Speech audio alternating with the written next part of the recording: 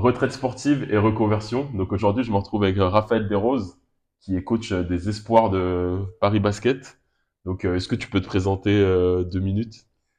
Ouais, Raphaël Desroses, tu l'as dit.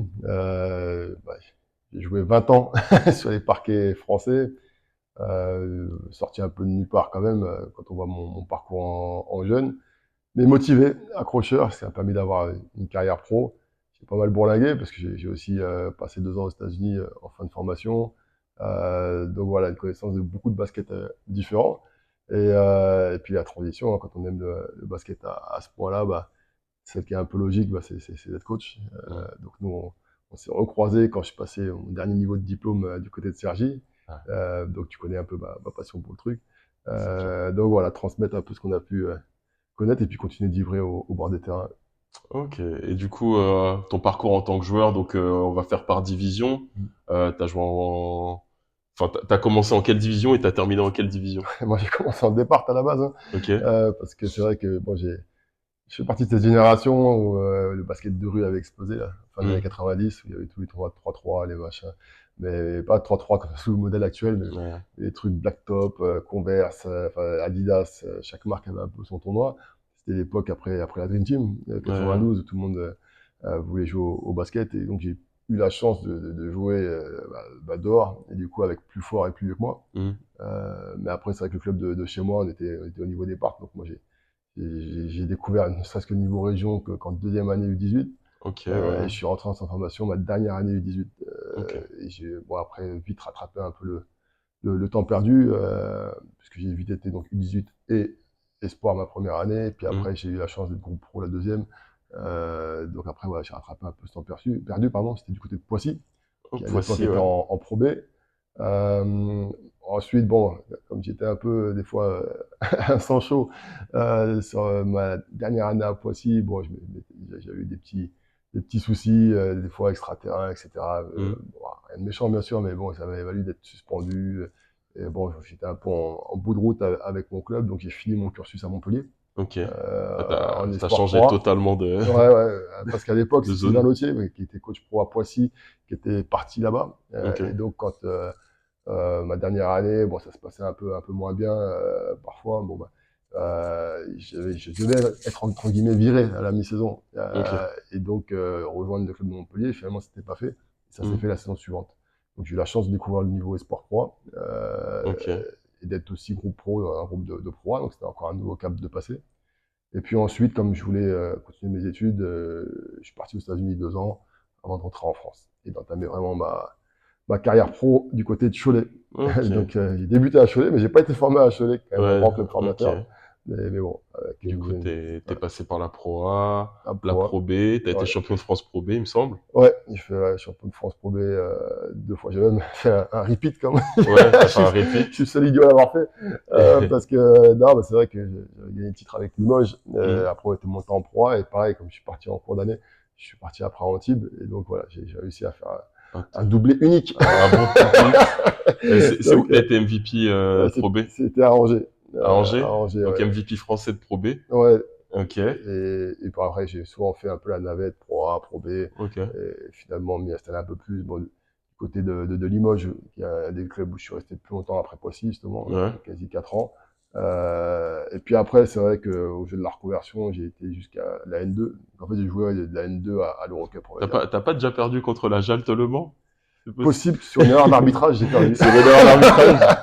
Là, Ouais. c'est vrai qu'avec Vent, parce qu'en fait, voilà, j'ai mon Delta, j'ai joué de l'Eurocup à la N2, en gros, quoi. Ouais. De l'Eurocup à la N2, Ouais. franchement, Et après, c'est vrai que, bon, en partant de la départementale. voilà. C'est fou. Et donc, avec Vamp, c'était un peu en mode reconversion. Et finalement, ça a tellement cliqué avec les gars de l'équipe, etc., qu'on À avait réussi à monter. remonter Mm, mm. en N1. Et du coup, j'ai pu découvrir ce Vous niveau-là avez fait une pendant grosse 2 ans. saison. Vous Mm. avez vraiment fait une grosse saison. Mm. Et si tu devrais citer ton plus beau souvenir de ta carrière, même si je pense que tu es quand même assez fier de toute ta carrière, tu as Mm. quand même une carrière assez remplie, ce serait quoi l'instant, le plus beau souvenir de ta carrière?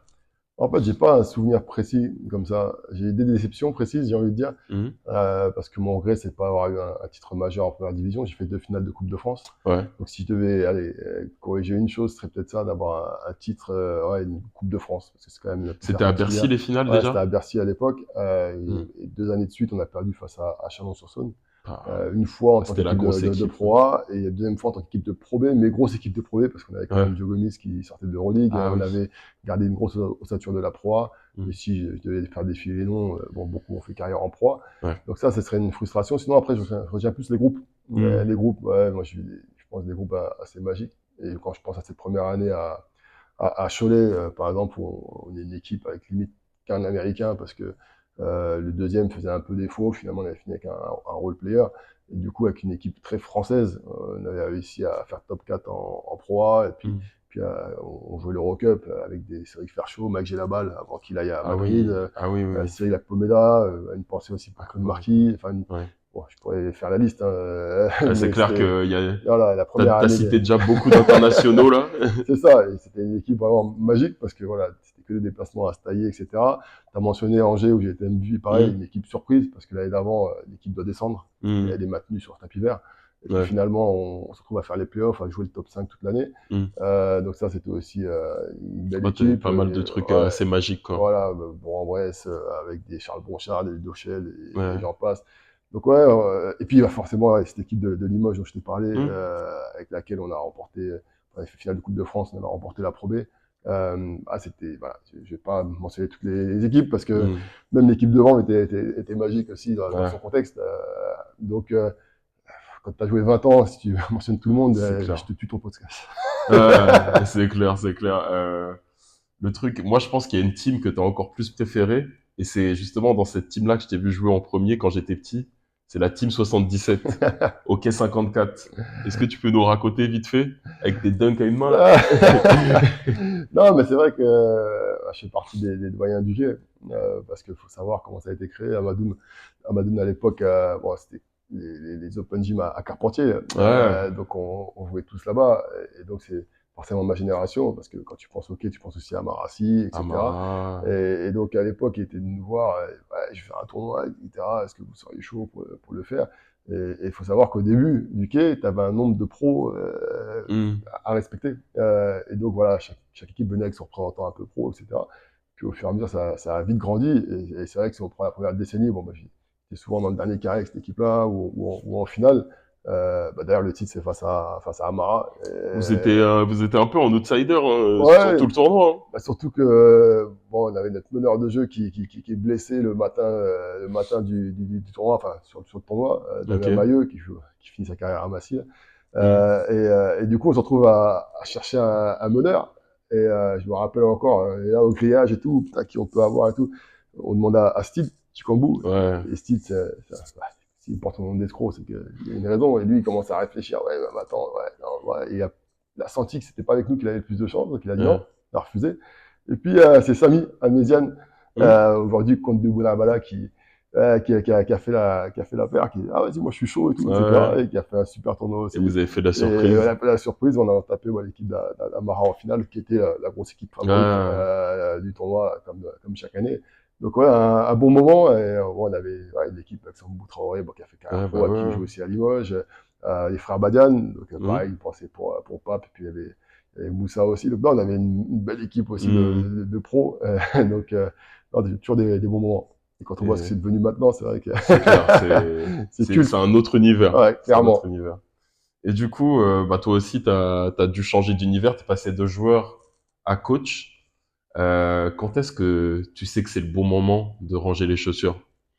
Ah, le problème avec les mecs comme moi, c'est qu'il n'y a pas de bon moment. Parce que j'ai le sentiment que bah, quand j'ai arrêté, je pouvais encore jouer. Ouais, clairement. Et c'était dur. Et moi, je pense que j'aurais été celui qui joue jusqu'à ce que la jante fasse des étincelles. Maintenant, Dédicace à Mokone. et donc, non, le truc, c'est que bon, j'avais quand même anticipé la chose. Parce que quand je reviens justement sur Paris et avant pour N2, moi, j'avais commencé à mettre un pied dans les médias parce que je commentais des matchs pour RMC à l'époque. Hmm. Et en parallèle, j'ai passé mes premiers niveaux de diplôme d'entraîneur Ok. que j'ai eu. Donc, pareil, une expérience au pôle qui a été superbe pour apprendre un peu le regard du truc. J'avais déjà eu des signes qui me donnaient envie d'être coach formateur parce que quand je me blesse à Antibes ma deuxième année, l'année de la proie, bah, j'ai Christian qui est donc coach espoir, enfin, de transformation à Antibes. À l'époque, je vais le voir et puis il me permet de faire le banc avec eux à domicile et je tombe sur un groupe qui révèle des joueurs comme Isaiah Cordenier et Ouais, Timothée Luaou. Donc bon, je tombe plutôt sacrée bien. génération. Ouais, mais des gamins voilà, qui sont carrés, passionnés, mais en même temps respectueux du truc et qui te donnent Hmm. envie de faire ces métiers-là. Parce que c'est des gamins qui n'ont pas changé, qu'on les croise encore aujourd'hui. Euh, ils n'ont pas le boulard. Leur, Pourtant, ils sont ser- arrivés leur en ser- Euroleague, ils sont passés en NBA, Ouais, mais ça reste les mêmes. leur sérieux, il a Mm. perpétué et au final, sans leur sérieux, ils auraient pas fait des carrières comme ils Bah, font. surtout, alors, les deux ont du mérite, mais c'est vrai qu'Isaiah, il faut savoir qu'il a eu de très grosses blessures au genou. Hmm.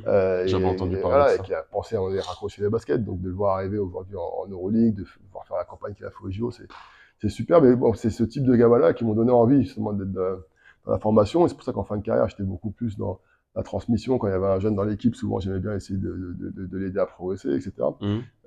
Donc voilà, première petite étincelle, elle vient de là. Et du coup, bah, je passe mon premier niveau de diplôme. Et puis, bah, quand tu passes le deuxième, le truc, c'est qu'il faut arrêter. T'as plus le Ouais. choix. Parce que t'arrives à un niveau d'exigence qui Où fait que soit tu es tu... assistant sur les trois premières divisions, soit tu es coach principal allez, Et t'as en plus de N2, temps. etc. Et dans tous les cas, tu n'as plus le temps Hmm. de faire les deux, contrairement à ce que j'avais pu faire la première fois. Donc, bah, bon, il y avait aussi le manque de chance de tomber sur une année Covid la dernière année. Ouais, Et bah, quand tu ça. joues à 40 ans, moi j'avais toujours cette ambition d'arriver au moins à 40. Hmm. Après, bon, quand je vois maintenant qu'il y en a quand même pas mal qui arrivent, j'aurais dû Hmm. pousser à 45. Moi aussi, je vais Mais pousser moi aussi d'ailleurs. Je préfère prévenir. ah ouais, il faut faire gaffe à la DSP. Alors. La Ah, moi DSP, le ça round, va. faut mettre de côté. Moi, y a pas Ça, de souci par ça rapport a à été ça. vraiment en fin de carrière que j'ai commencé à me lâcher un peu plus de ce point de Ok. vue-là. Mais c'est vrai que bon, bah, tu vas mettre tout de ton côté, donc l'hygiène est Hmm. très importante. Non, donc voilà, c'est vrai que bon, même si voilà, ces dernières années étaient plus compliquées parce que bah, t'étais pas une équipe dominante, bon, c'était quand même un petit poussé, Ouais. donc t'es pas là à gagner tous les week-ends. Ça t'a quand En même plus plus, poussé du côté bah, coaching, quoi. ouais, parce que tu joues des salles vides en plus. Quand tu traverses la France, tu joues une salle vide à ce moment-là, hein, parce que Ouais, c'est voilà, pendant le c'était Covid. avec le Covid. Bon, bah, je voyais que je commençais à avoir un peu de frustration qui prenait parfois le dessus sur le plaisir. Et c'est Je là que je comprends. commençais à me poser des questions, parce que je voulais pas être le vieil aigri qui fait que c'est nerveux dans le vestiaire. Euh, Et donc, bon, je me suis vraiment posé la question de raccrocher les baskets. Et quand j'ai été pris pour la session de DES, donc le dernier niveau de diplôme, bon, hmm. bah, j'ai pris ça comme un signe, comme quoi c'était le moment C'est le moment d'arrêter. de foncer, quoi. Et voilà, c'est ce que j'ai fait. Ok. Et du coup, on s'est connus dans le cadre de assistant coach en N1 et Mm. joueur de N1. Donc, tu as connu le milieu, entre guillemets, professionnel, être coach professionnel, se focaliser sur les résultats. Mais aujourd'hui, tu es coach espoir.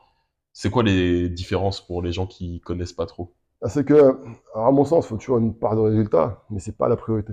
Hmm. Euh, Quand je dis une part de résultat, c'est parce que c'est très dur de se construire dans la défaite.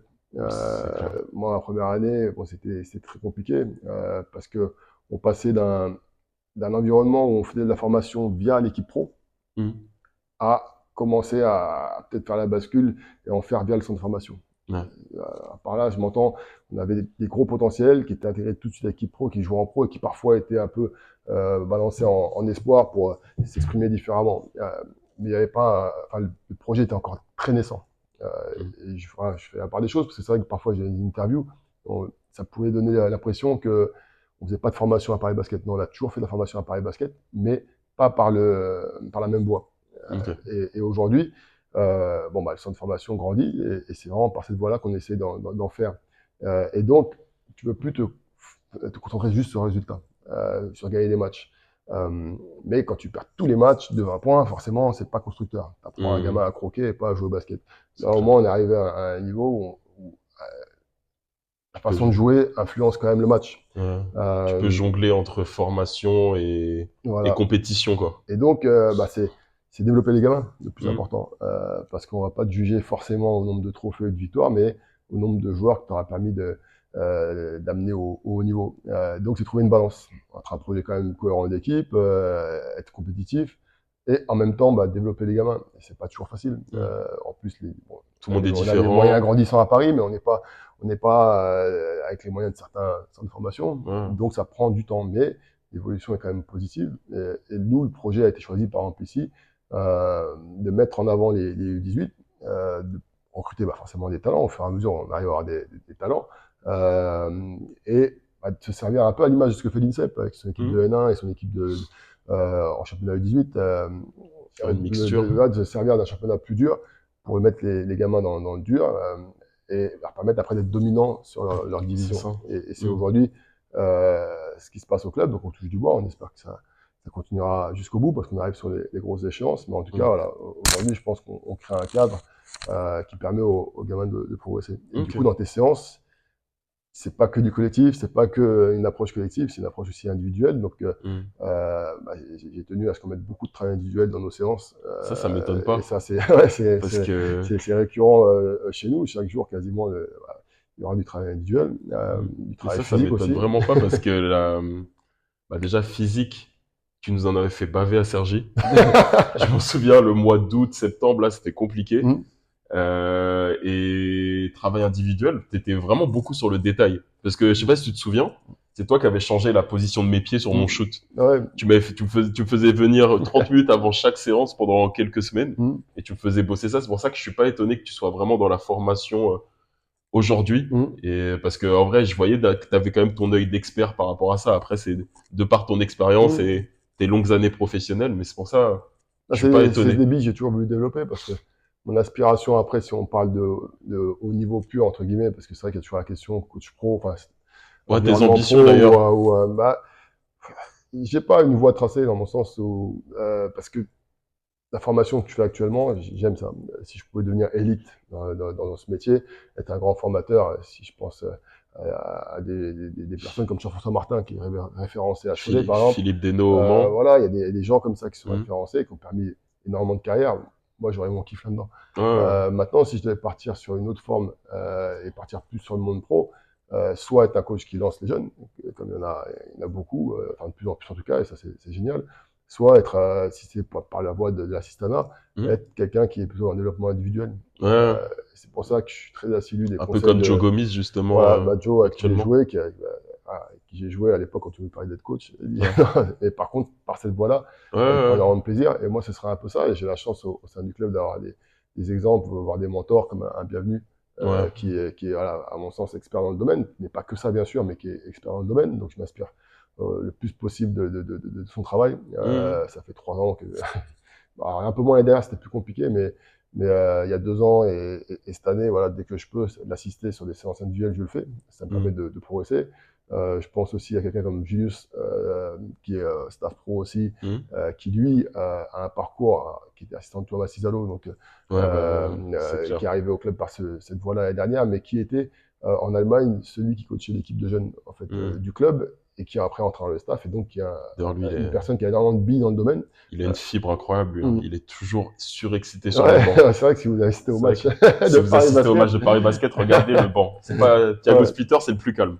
C'est tous les assistants d'ailleurs qui sont les plus actifs. Non, et donc c'est vrai que c'est aussi la chance qu'on a quand on est sur un club d'un aussi haut niveau de pouvoir aller voir à mon sens de grands formateurs parce qu'avant même mon arrivée il y avait des coachs référencés un peu dans le domaine. Quand je parle de coachs qui servent de rampe de lancement, Jean-Christophe Prat aussi, qui était quelqu'un de réputé pour lancer des jeunes. Donc voilà. Ok, en tout cas, on va te souhaiter plein de bon courage et une bonne continuation. Vous pouvez suivre Raph et son équipe tout au long de la saison. Il reste combien de matchs à peu près en espoir là? Je pourrais même pas te dire, mais là, on va rentrer bientôt dans le dernier tiers. Voilà. Parce que nous, on a des matchs un peu en retard, on a décalé certains matchs, donc là, on va avoir un gros mois de mars. Parce que février, on n'a pas beaucoup de matchs. On va encourager Paris Basket, les espoirs, et puis bonne continuation. Les U18 aussi, qui ont une grosse... Et les U18. Qui seront au plateau, à Cergy, Coupe de France, qui peuvent aspirer à aller loin, donc on espère. Et puis, pareil, pour le championnat, ils sont plutôt bien classés. Direction Percier, direction titre. Équipe de cœur, Le Mans.